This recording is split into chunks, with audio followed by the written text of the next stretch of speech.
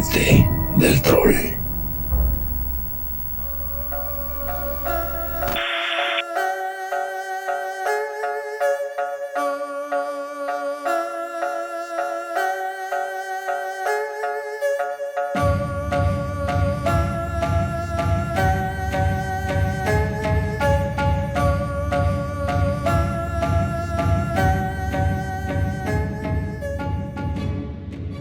En el episodio anterior de Viaje al Oeste, Wang Jin y su discípulo Huyan comenzaron su peregrinación para encontrar a los futuros ayudantes de quien sería el virtuoso monje que llevaría las escrituras hacia del oeste al este. Aunque este es un viaje al oeste, hay que regresar y llevar las escrituras. Wang Jin, ya lo sabemos, es la diosa de la compasión, de los 1000 brazos, de los 1000 ojos, y justo se topó con una criatura que gustaba también de brazos y de ojos, pero no por compasión, sino porque era un monstruo con un enorme apetito que había aprendido a comer carne humana luego de su destierro en el planeta. Este monstruo ahora lo conocemos como Arena o Xiaojin, la arena que despierta la pureza, podríamos decir. Ese no siempre fue su nombre.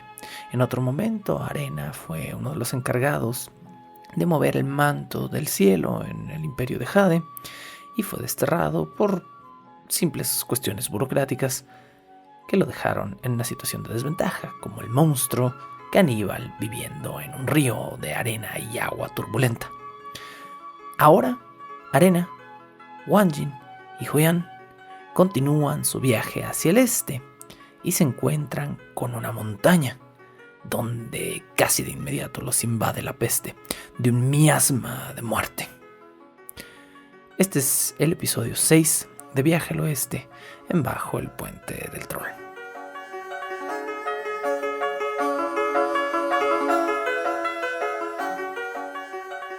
Apenas unos segundos después de percibir un olor monstruoso y fétido, los viajeros supieron que cerca habría algún tipo de monstruo que se correspondiera con esa peste.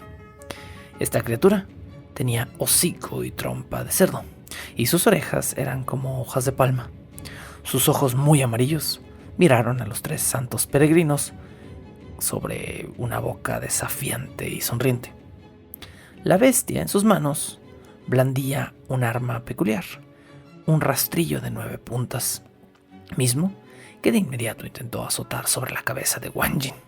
Los seres batallaron cerca de 1 hora entre lodo, polvo y arena, y la verdad es que este enemigo era tan formidable que comenzó a ganar la batalla.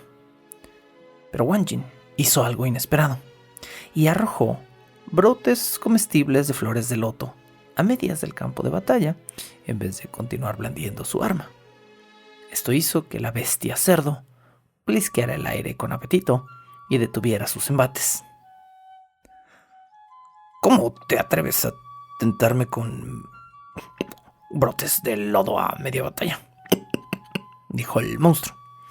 Pero no se veía molesto por este gesto de Wang Jin.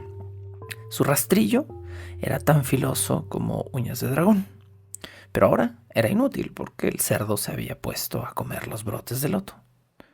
En ese momento, Huyan, el discípulo de Wang Jin, se presentó a su maestra y a su nuevo amigo, Xiaojin o Arena. Pues yo no soy su amigo, y por cierto, aunque me vean de esta manera, tampoco soy un cerdo. La verdad es que yo fui alguna vez mariscal del río celestial. Si había algo que necesitara pasar o moverse a través del río de los cielos, yo era quien lo hacía. Pero, pues, déjenme contarles mi historia. En una ocasión me puse muy borracho y me le insinué a la hermosa diosa de la luna, Chang'e. Así que el emperador de Jade me dio 1000 golpes con un martillo y luego me desterró al mundo mortal. Esto justo cuando mi espíritu se estaba separando de mi cuerpo. Como yo era un ser inmortal y en realidad no podía morir. Mi espíritu buscó algo a que aferrarse y en un momento de confusión me destanteé y terminé en el vientre de una cerda. Así que, bueno, mi reencarnación implica esta trompa y estas dos orejas. Y seguro, pues ustedes por eso pensaron que yo era un cerdo, pero en realidad no soy un cerdo. Ajá, ok, dijo Wanjin. Y desde que te desterró el emperador de Jade, te has dedicado a matar y a romper la ley, ¿es cierto? La voz de Wanjin era más una acusación que una pregunta. Pues maté a muchos principalmente porque tenía mucha hambre. Pero, ¿qué se supone que debía hacer? ¿Comer aire? Yo no puedo vivir de aire. La comida siempre llega a manos de los que son muy buenos, sin que tengan que ponerse a robar o a matar cerdo. Además, no tienes que comer carne, y mucho menos humana. Pudiste haber vivido de plantas. Hay muchos seres que viven de plantas y son mucho más virtuosos por ello frente a los ojos del Buda. Al monstruo cerdo, a quien, por cierto, sí le gustaba mucho el arroz, le hizo sentido este argumento. Bueno, sí, a lo mejor podía vivir de semillas y plantas y no necesariamente tenía que estarse comiendo gente. Después de un rato de quedarse pensativo, el cerdo, quien claramente parecía un cerdo, le dijo a la diosa. Y bueno, pues ya maté a mucha gente. ¿Existe alguna forma de expiar lo que he hecho frente al emperador de Jade? La verdad es que algún día me gustaría redimirme y poder volver a tomar mi batuta en el cielo y volver a dirigir el río celestial. Como había sucedido antes con Shaguijin o Arena, ahora sucedió con el demonio a quien Wanjin le puso también un nombre religioso, Xu Uneng, o cerdo que ha despertado al poder, aunque de ahora en adelante todos lo llamarían por siempre y para siempre, muy a su pesar, cerdo. Desde ese día, cerdo, o Xu renunció a comer carne, particularmente la humana, y también, como se acostumbra mucho en el budismo tradicional indio, renunció a comer comida muy especiada. Esto como parte de su expiación y de su peregrinaje. Los 4 peregrinos continuaron ahora su marcha al este. Wanjin tenía 2 nuevos guardaespaldas para el monje, pero había una cosa importante que le faltaba. Le faltaba, en realidad, un tercer guardaespaldas y le faltaba el monje mismo, a quien tenía que conseguir pronto.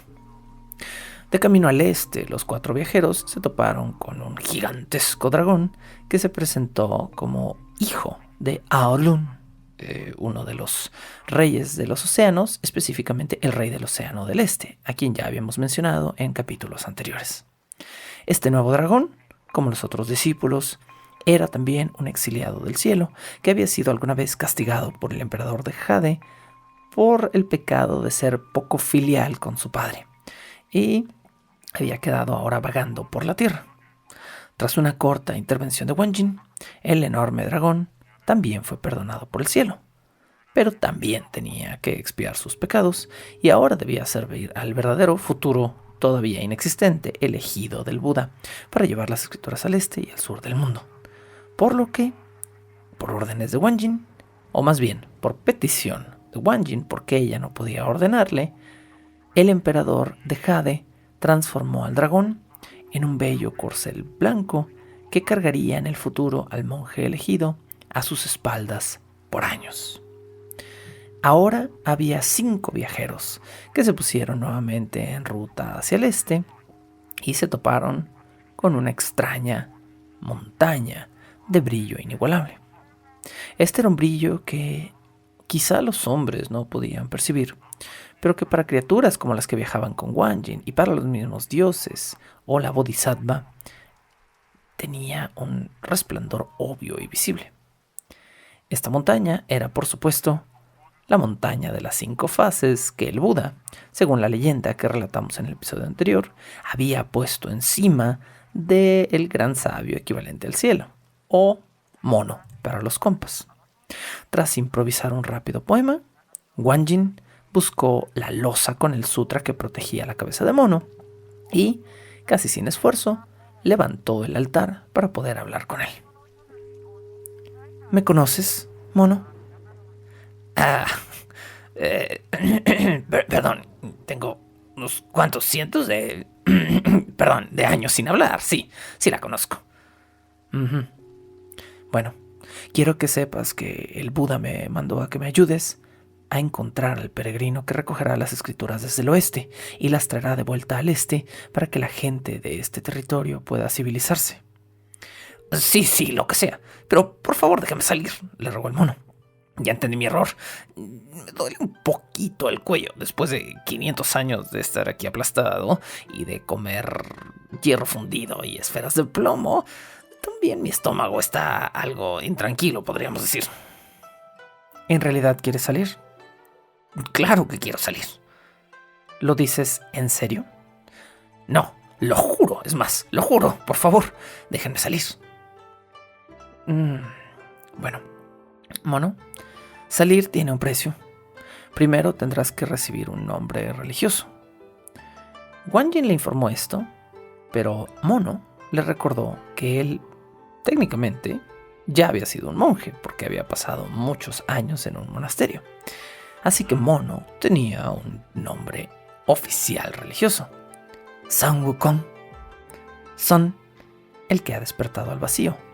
Mono, despertado al vacío, o niño despertado al vacío. Recordemos de los primeros episodios que el radical del carácter está modificado para leerse de ambas maneras. Maravilloso, dijo Wanjin. Eso quiere decir que entonces ya tenemos a 3 discípulos listos para atender al poderoso monje que vendrá y será digno de llevar las escrituras. Tenemos, curiosamente, a 3 Wu en el grupo: Sun Wukong, Sha Wujing y Su Wunen. Los 3 tienen Wu en su nombre. Eso me suena a un fabuloso trío.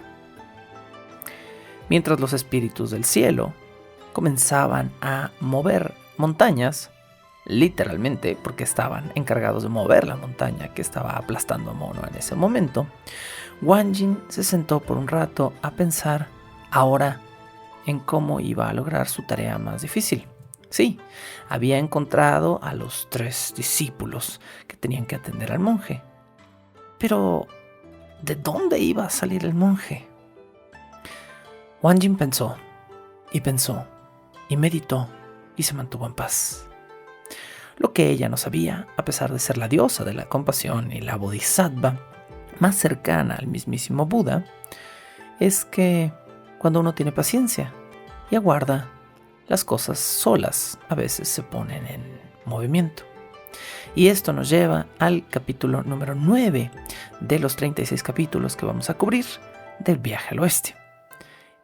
Este capítulo 9, aunque oficialmente ninguno de los capítulos del libro tienen títulos, normalmente se toma como la situación más importante del capítulo, como el nombre no oficial del episodio. Este capítulo yo lo he titulado de una forma un poco distinta, como el cuento de Wang Rui.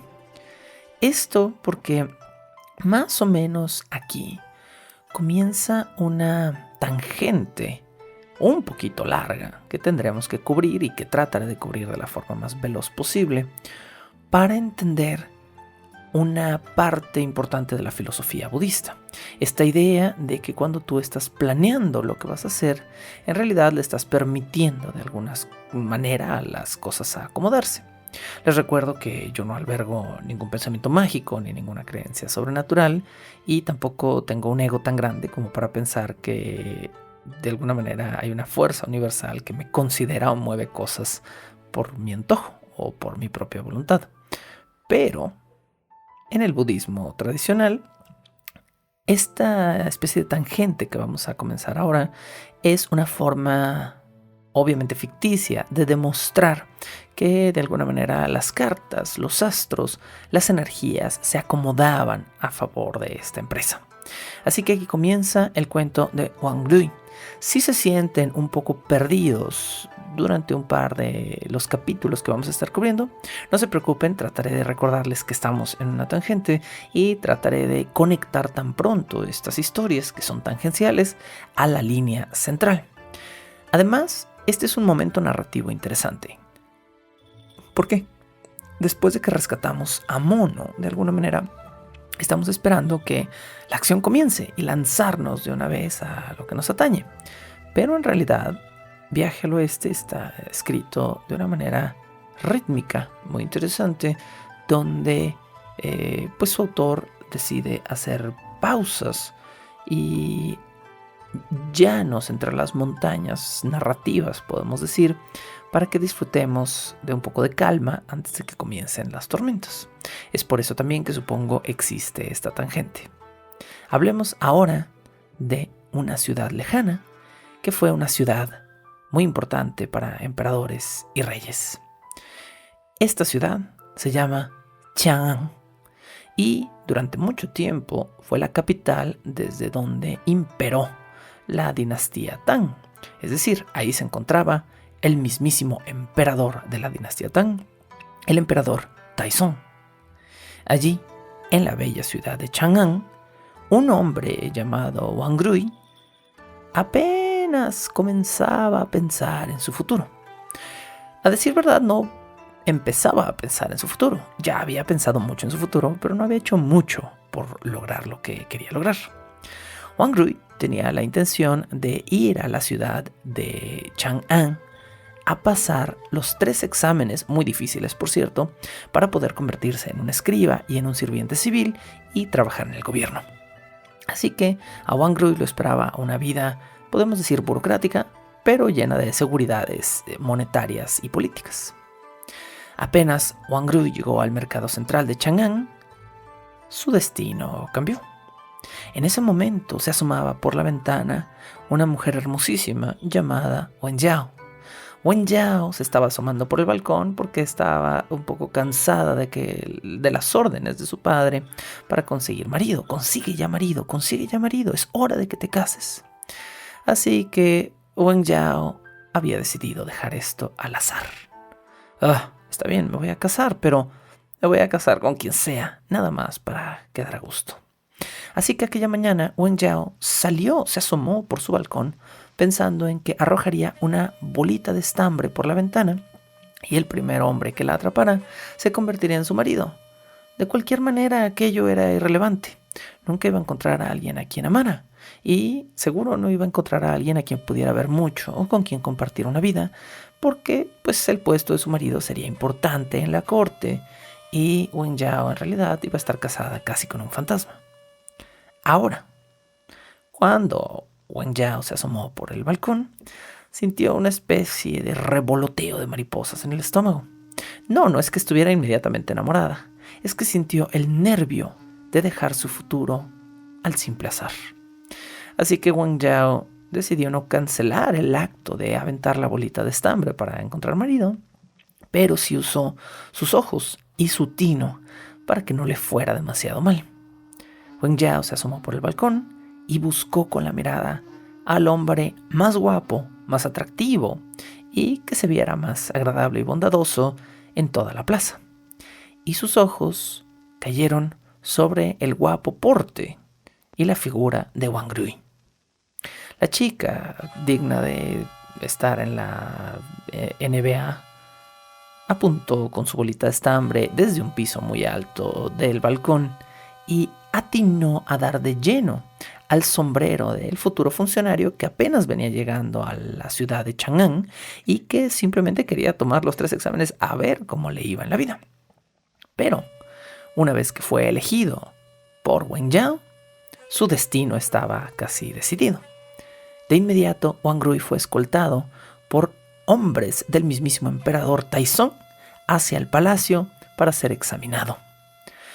Cabe decir que Wang Rui estaba un poquito nervioso, pero sus dudas y su nerviosismo comenzaron a disiparse cuando Wang Rui entendió que estaba allí para ser presentado como el futuro prometido de la hermosísima Wen Yao, que no solo era hermosísima, era muy agradable y tenía un imperio completo debajo de la cintura.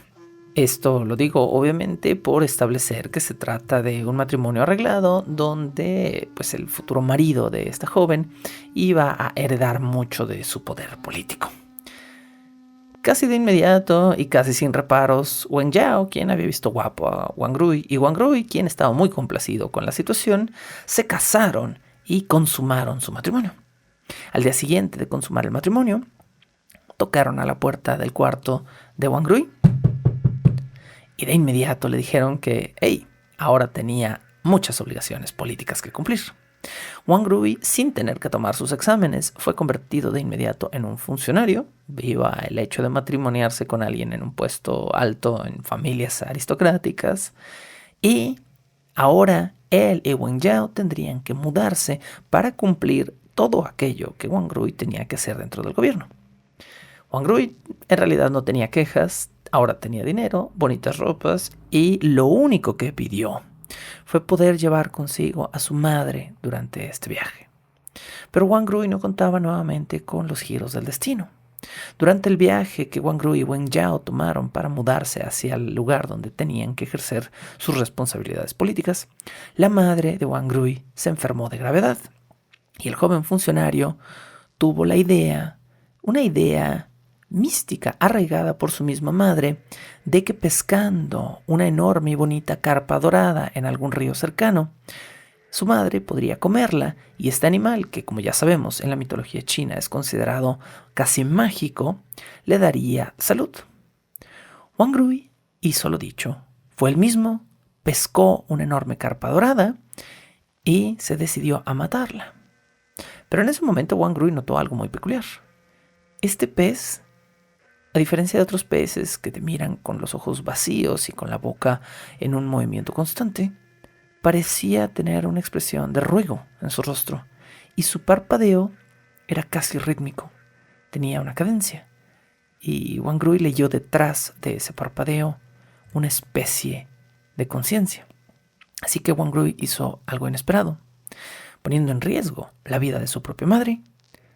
Asumiendo que este animal era verdaderamente mágico y especial, devolvió a la carpa que quizás hubiera curado a su madre al río. Y en lugar de buscar una solución mágica, Wang Rui le rentó una pequeña propiedad a su madre para que ella no tuviera que viajar durante el invierno y pudiera al menos esperar a un momento más apropiado para poder llegar a su destino cuando no se sintiera tan enferma y cuando el agobio no la doblegara.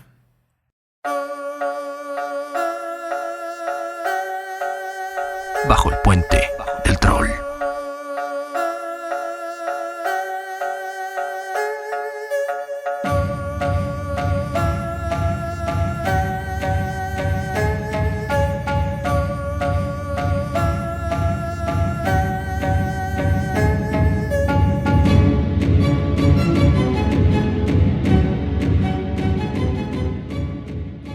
Para la etapa siguiente de su viaje de negocios, Wang Rui y Wen Yao tuvieron que contratar un bote. Y por supuesto que no sabían navegar, así que también tuvieron que contratar a los navegantes que llevarían a este bote por el río para poder alcanzar su destino. Los dos navegantes que Wang Rui contrató se llamaban Lui Hong y Li Bao. Lui Hong se obsesionó enseguida con la belleza de Wen Yao. La cara pálida de Wen Yao a los ojos de Liu Hong era una luna de ojos oscuros y sus labios rojos de lado tenían casi la misma forma de unos pechos jugosos. Sus caderas eran de buen tamaño y su cintura, nos describe el texto, era diminuta. No ha cambiado mucho o tanto como creemos el estándar de belleza estándar, por decirlo de alguna manera. Consumido por la lujuria, Liu Hong, con la ayuda de Li Bao, mató a golpes a Wang Rui y también golpearon hasta matarlos a todos los sirvientes que los acompañaban. Por supuesto que Wen Yao estaba, entre comillas, a salvo, sí, a salvo de la muerte, pero no de la lujuria de Liu Hong. Liu Hong amenazó a Wen Yao y le dijo que a partir de ese día se tendría que doblegar a su voluntad, o si no, ¿qué podía ser peor que aquello?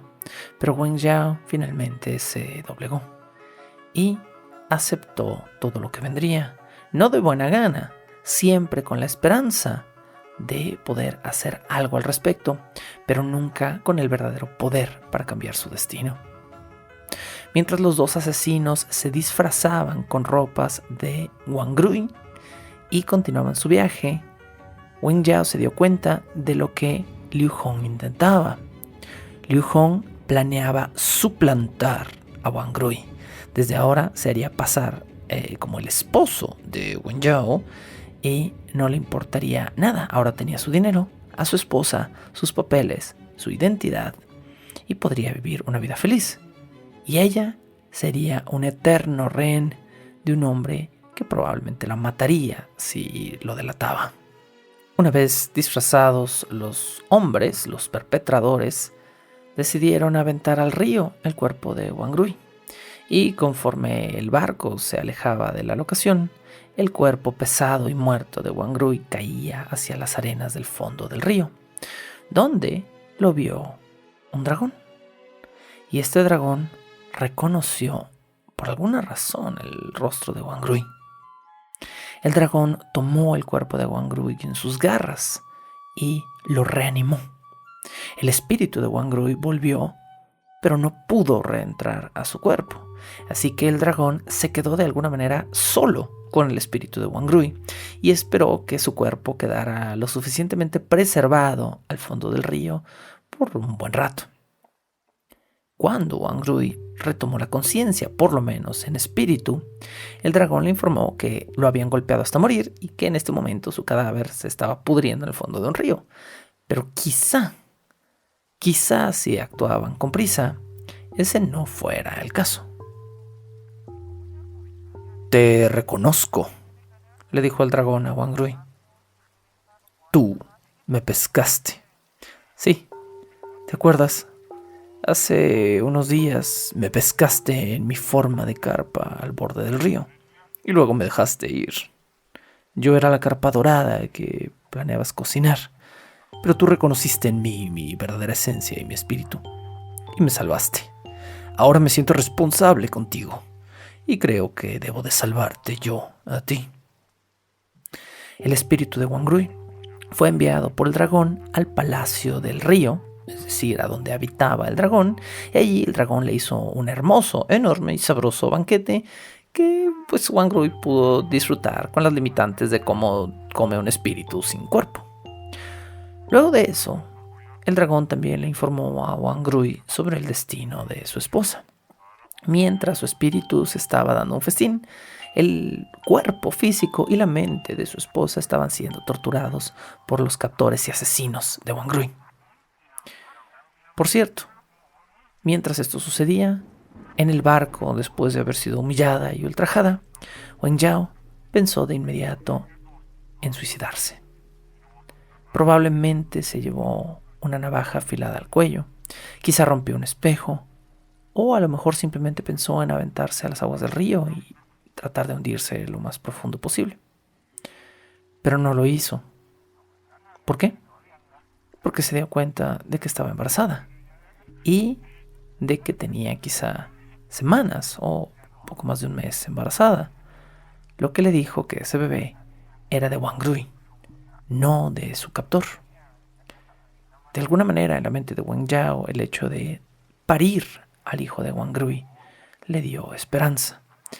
Era lo último que le quedaba de su querido marido y iba a aferrarse a esa esperanza. Mientras tanto, Wang Rui seguía en el mundo espiritual y bueno, nosotros ya sabemos a estas alturas del relato que el tiempo funciona un poquito distinto en el mundo espiritual. De alguna manera se multiplica, ¿sí? Entonces, Wang Rui tenía que tener cuidado de no pasar demasiado tiempo en el mundo espiritual, o podría haber estragos con su cuerpo o con su esposa que no pudiera resarcir. Aún así, pasaron meses, suficientes meses como para que el cuerpo de Wen Yao estuviera notoriamente embarazada. Y Wen Yao eventualmente tuvo que dar a luz. Pero cuando estaba por dar a luz, tratando de ocultar lo más posible su embarazo a su marido, de mantenerse esbelta y de que el hombre no notara, o de que si lo notaba al menos no asumiera que era un bebé que tenía más tiempo que él, pues digamos dentro de su vientre, entonces Wen Yao tuvo un sueño. Esa noche preocupada, Wen Yao soñó con el espíritu del Polo Sur, y el espíritu del Polo Sur le avisó que en realidad era un simple mensajero, y le dijo que no se preocupara, que su bebé era una bendición de la diosa Wanjin. Qué curioso relato, ¿no? Una especie de anunciación. Una mujer que se aleja de su marido que va a regresar a verla, se entera o se enterará de que está embarazada, viene un ser sobrenatural a darle un aviso de que ese bebé no es una maldición, sino una bendición, y que su hijo será una especie de salvador en el mundo.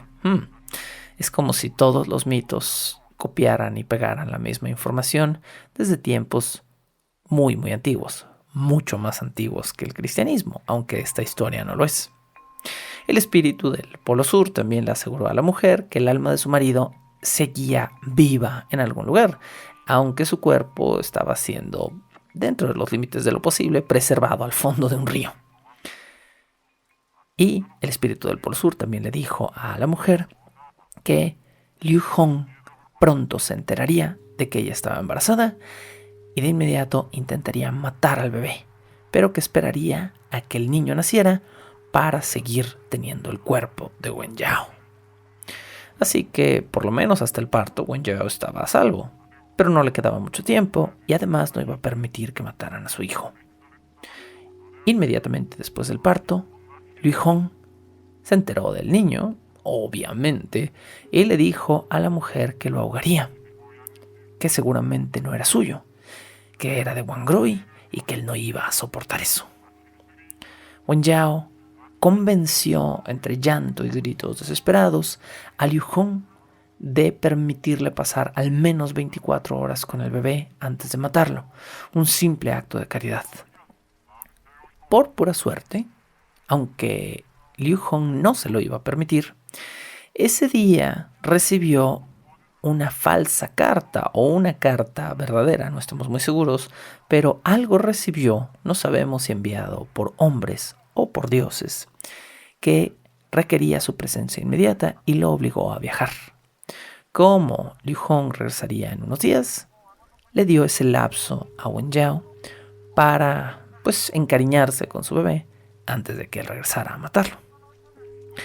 Wen Yao sabía que Liu mataría al bebé al regresar, así que tomó la decisión de hacer otro paralelo bíblico y de dejar a este bebé en las aguas de un río para que sobreviviera, sí, como Moisés. Para poder identificar al niño en el futuro, Wen Yao no tenía ninguna certeza de que nada que pusiera en el niño iba a permanecer ahí. Si ponía una joya, un anillo, un zapato, algo simple, las aguas del río podrían tirarlo y ella jamás podría encontrar a su hijo. Lo que iba a hacer tenía que ser permanente y notorio a simple vista cuando ella lo buscara, pero no iba a ser fácil. Wen Yao decidió que como no podía dejar un mensaje seguro o nada permanente en el niño, le arrancaría con los dientes la punta del dedo pequeño del pie. Solo la puntita, solo la primera falange. No quería dañar a su hijo, pero quería tener una forma clara de identificarlo en el futuro para no perderlo para siempre. Wen Yao le mordió la punta del dedo a su bebé, que de inmediato lloró un llanto amargo, y ella hizo lo propio. Después, Wen Yao se mordió la palma de la mano hasta sangrarse y usó su sangre en segunda instancia para escribir una pequeña carta que dejaría con el bebé. No tenía la esperanza de que esa carta se quedara con el niño, pero al menos esperaba que alguien la leyera y le tuviera compasión al chiquillo. Llorando ambos, madre dejó a su hijo envuelto en ropas en una canoa improvisada y lo dejó a merced de las aguas del río. Wen Yao regresó a su palacio devastada. La plancha de madera donde en estos momentos el bebé debía estar flotando, por mera fortuna, fue desviada por la corriente de un pueblo hacia un templo budista que estaba situado en la montaña dorada, donde quedó a los pies del mismísimo abad del templo, un hombre llamado Fa Ming. Fa Ming escuchó un llanto, volteó, miró a sus pies y ahí, junto al río, en la corriente, atorado entre las hojas y la arena y la maleza, estaba un bebé. Y pues Fa Ming decidió darle un nombre poético. Fa Ming llamó al niño Corriente de Río. Por supuesto, pasarían muchos años antes de que Corriente de Río decidiera hacerse un monje y recibiera su verdadero nombre religioso, Xuan Zang. ¿Les suena este nombre? ¿Se acuerdan del prólogo de esta temporada? Si no se acuerdan, no voy a decir más. Y si se acuerdan, bueno, pues aquí está Xuan Zang. Xuan Zang no era el monje favorito en su templo. La verdad es que los otros monjes lo trataban bastante mal. A menudo lo llamaban bastardo porque no conocía a sus padres. Pero el joven era noble y piadoso y estaba entregado a las enseñanzas de Fa Ming. Así que cumplió los 18 años de edad y fue un día llamado por el abad. El abad lo llevó a un pequeño cuarto aparte y le dijo que tenían que hablar. En ese recinto, el abad Fa Ming le mostró a Xuan Zang la carta escrita con sangre por su madre. Le dijo que tenía que viajar a Jiangsu, donde probablemente encontraría a Wen Yao y también al hombre que llevaba 18 años abusando de su madre, al falso Wang Rui, a Liu Hong. Esa tarde, mientras Wen Yao, allá a lo lejos en Jiangsu, pensaba en el sueño que había tenido 18 años antes del espíritu del polo que le había advertido todo lo que iba a pasar, escuchó que peregrinaba por ahí un monje. Porque sí, Wen Yao y Xuan Zang no habían estado lejos todo este tiempo. El bebé simplemente había hecho un pequeño viaje por el río, no había viajado miles de kilómetros, si acaso un par. Así que madre e hijo habían estado solo a un par de kilómetros de distancia toda su vida. Fue por eso que casi de inmediato Xuan Zang dio con el lugar adinerado donde quizá vivía su madre y de inmediato pasó ahí pregonando cantos budistas y algunos servicios que ofrecían los monjes. Y Wen Yao, al estar pensando en el espíritu del polo y al escuchar a este joven monje recitar sutras en voz alta, recordó la buena fe de sus tierras y sin saber quién era, de puro corazón lo invitó a pasar a su casa.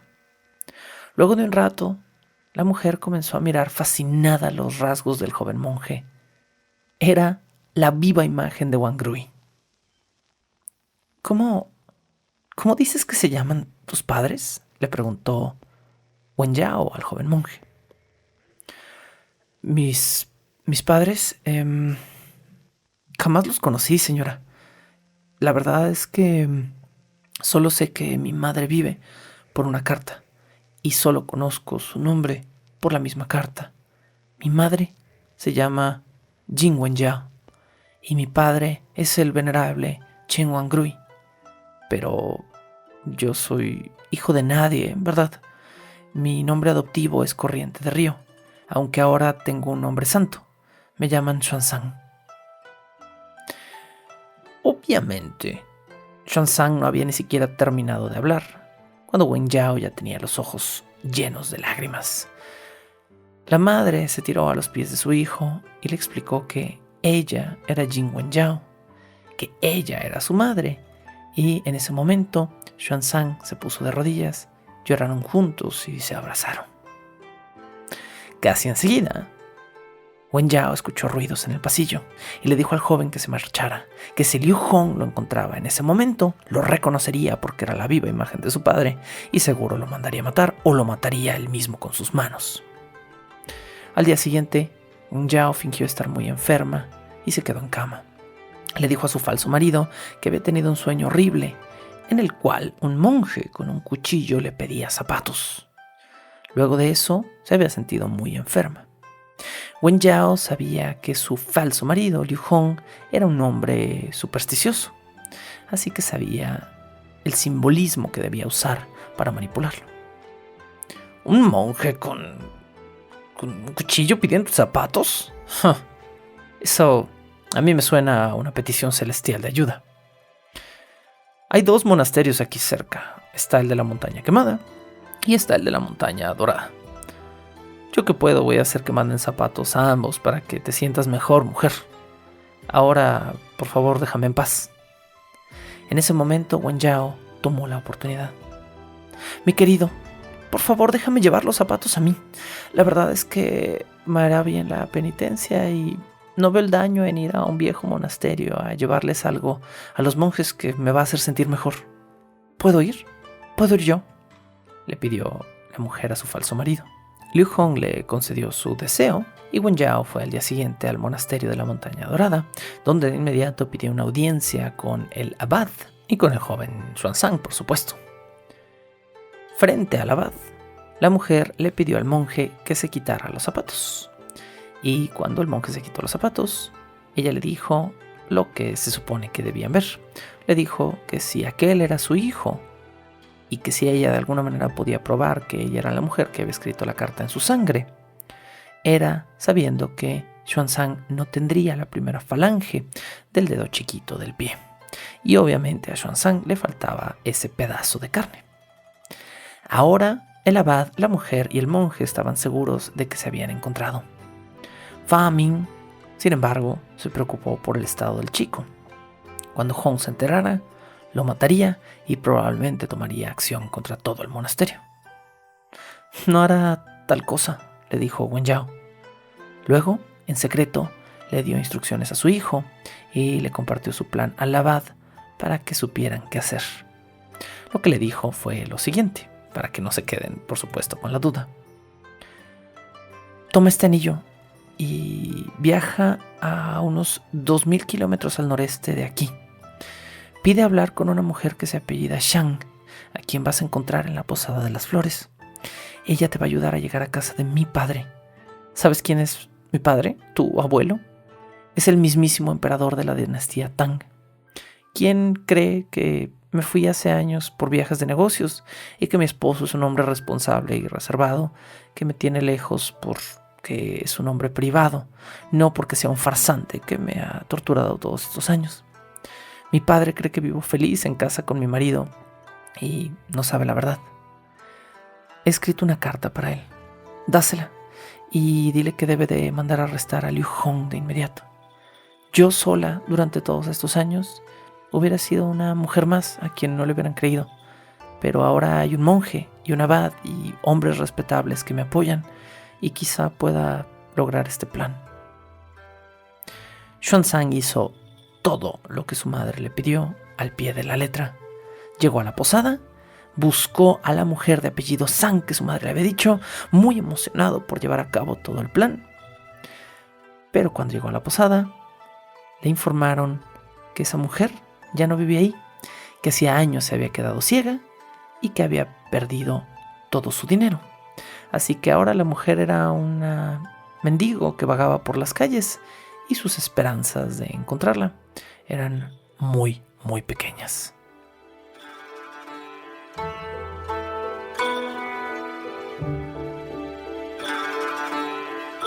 Bajo el puente del troll.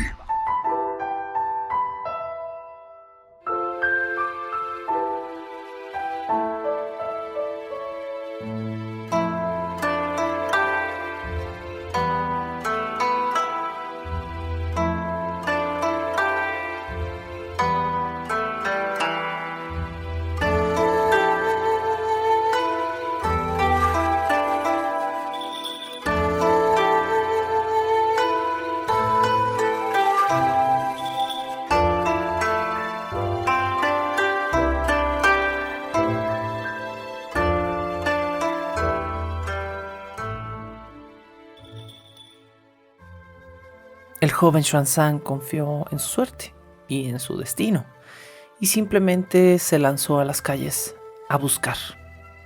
No le importaba si tenía que buscar por días o por años, pero iba a encontrar a la mujer que le había pedido su madre, a la vieja apellidada Zhang. En pocas horas, el joven monje encontró a una vieja mendigo que estaba desesperada por dinero y por apoyo, y que efectivamente era una mujer ciega. Xuanzang le contó a la vieja su historia, y ella le dijo que sí, efectivamente, ella era Zhang, pero que ¿qué iba a poder hacer por él? Era ciega. Una mujer ciega y vieja y pobre que vive en la calle no tiene nada que canjear, no tiene nada que poder ganar. Xuanzang puso sus manos sobre las manos de la mujer y comenzó a rezar los sutras. Le pidió al mismo tiempo en su mente a los cielos que solo por esa vez intercedieran, que le devolvieran a la mujer la vista. Cuando Xuanzang quitó las manos de encima de las manos de la mujer, las puso en su cara, acercó su cara, la cara de la mujer, a su boca y le lamió los párpados a la vieja.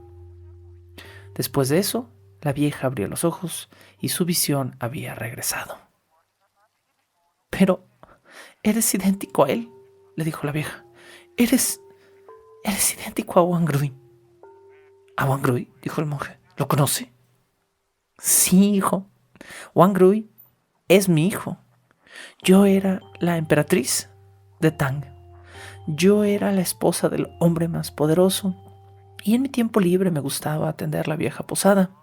Pero después de que me quedé ciega, hombres de negocios ventajosos me sacaron de ahí, y una mujer ciega y sin poder ya no pudo volver a encontrar a su marido.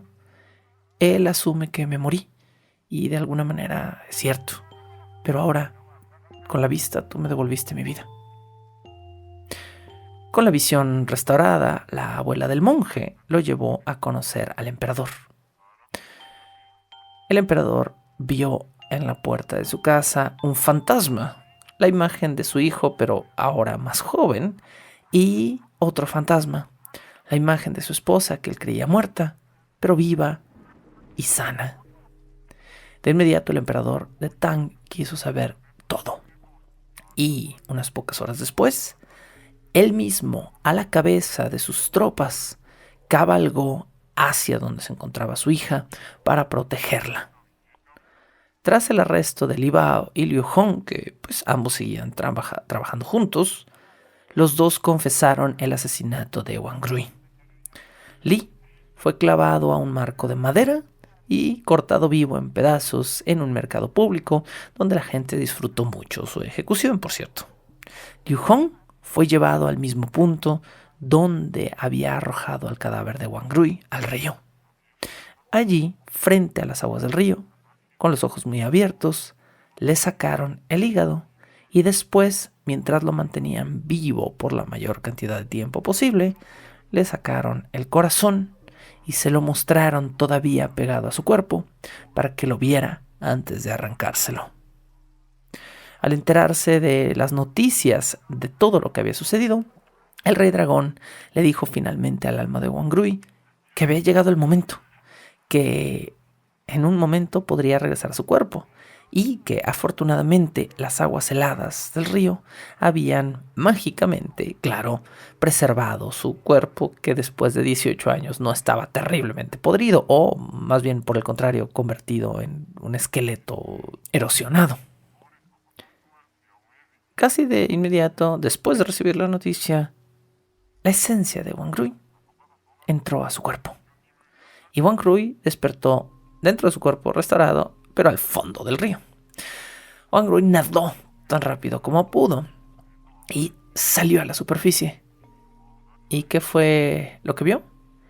Vio a la hermosa Wen Yao y a su hijo, Xuanzang, que estaban allí presenciando la muerte y la tortura de Liu Hong, el asesino y violador que había usurpado su lugar por casi 20 años.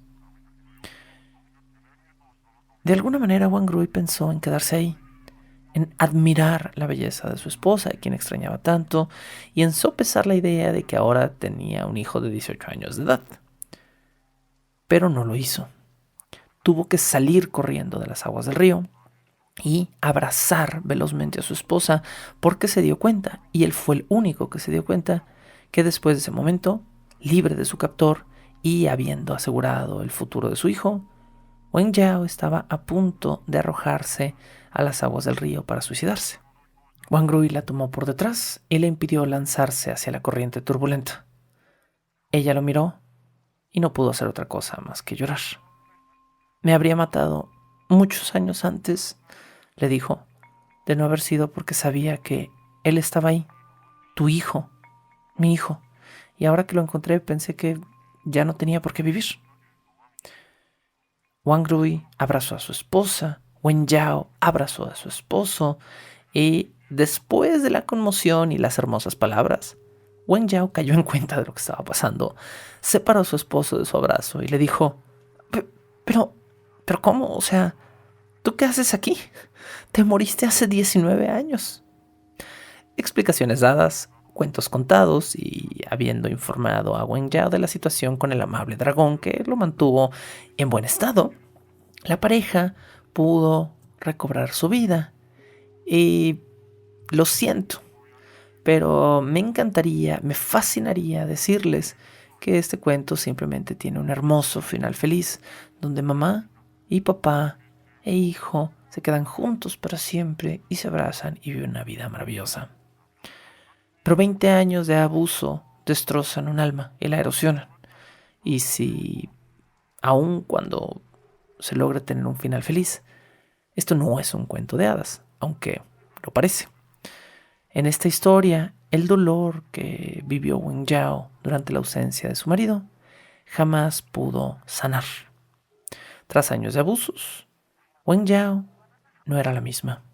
Aunque Wang Rui regresó a su casa y Xuanzang estaba a salvo, Wen Yao simplemente esperó unos días, vio a su marido feliz, a su hijo feliz, y en silencio se fue a su habitación, donde se suicidó sola una tarde tranquila.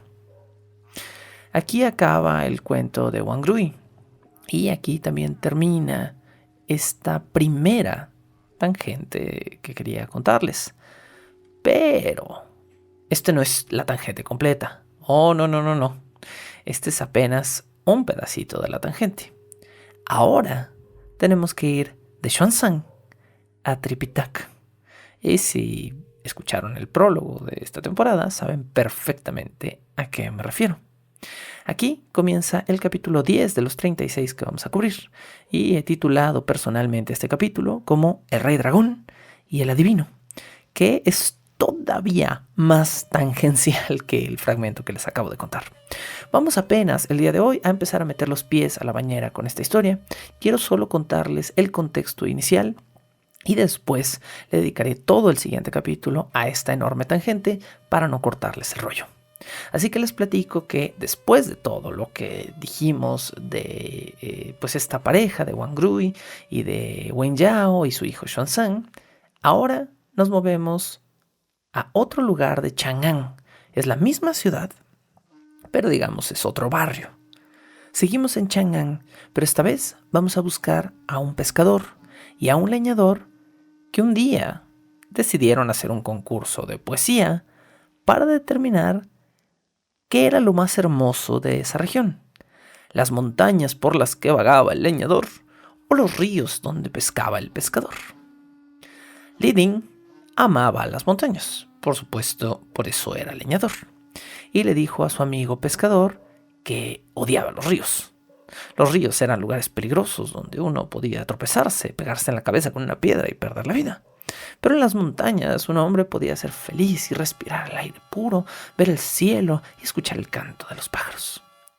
Shen Zhao, el pescador, argumentó por el contrario que no había riesgo en esos ríos. Eran ríos muy tranquilos y muy hermosos, y él todos los días pescaba una carpa dorada para su amigo el adivino. Y como ya lo sabemos, estas carpas doradas son muy valiosas y mágicas, su amigo el adivino siempre le leía la fortuna gratis. Así que Shen Zhao no solo era un pescador muy feliz que no tenía ningún riesgo, era un pescador que estaba exento de toda mala fortuna y muerte, porque como su amigo era el adivino más poderoso y más certero de todo Chang'an, siempre le decía qué hacer y qué no hacer para estar totalmente a salvo.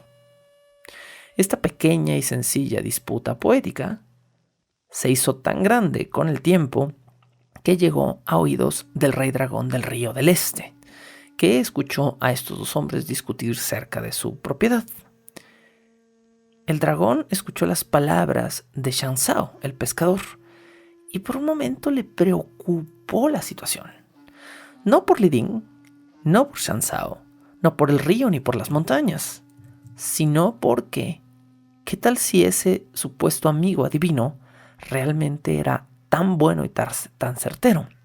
Los hombres no podían tener acceso a las cosas sobrenaturales que determinaba el cielo. Y entonces el rey dragón del Río del Este quiso poner a prueba a este supuesto adivino que era el más preciso de todo Chang'an.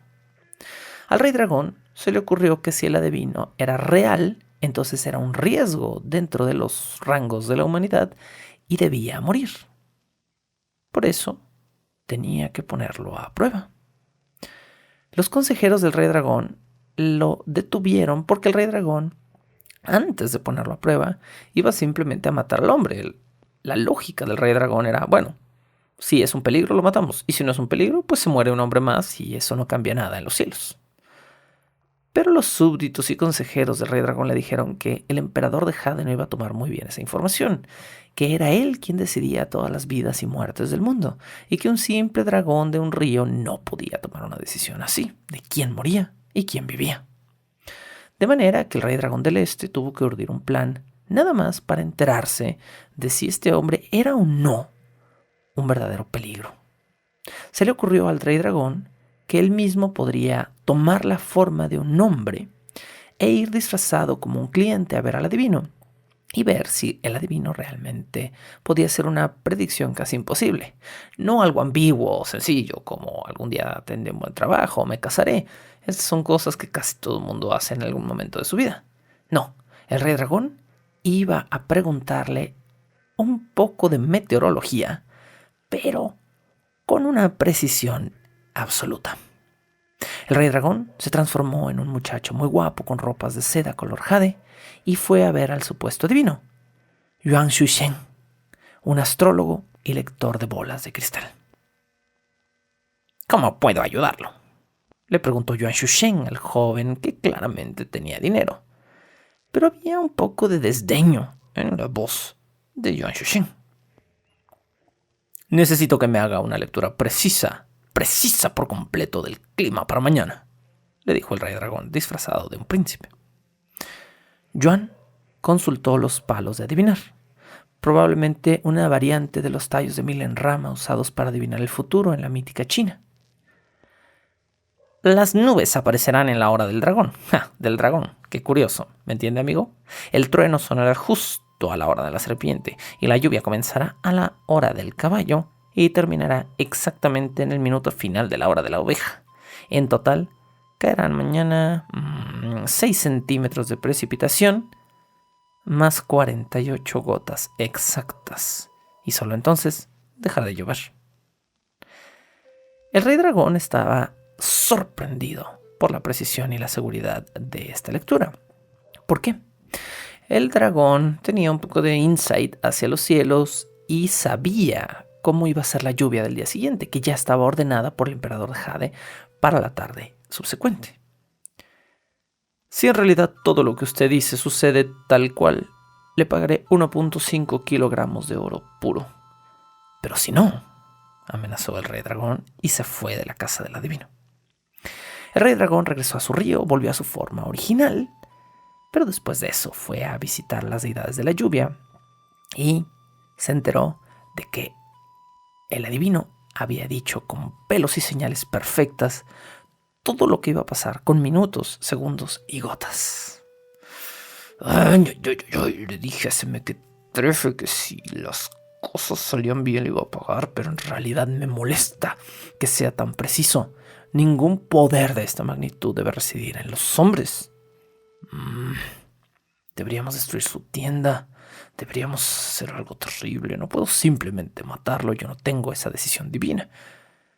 O quizá... Quizá... Ya sé, dijo el dragón. En ese momento, el dios dragón fue a hablar nuevamente con las deidades de la lluvia, que ya tenían determinadas para la siguiente tarde sus horarios y sus cantidades de agua.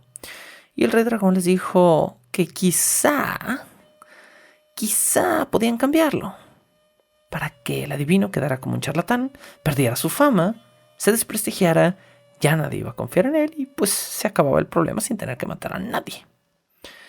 Pero las deidades de la lluvia le dijeron al dragón que no, que la orden venía directamente del emperador de Jade y que pues podría ser peligroso para él y para ellos desobedecer una orden directa del mismísimo dios.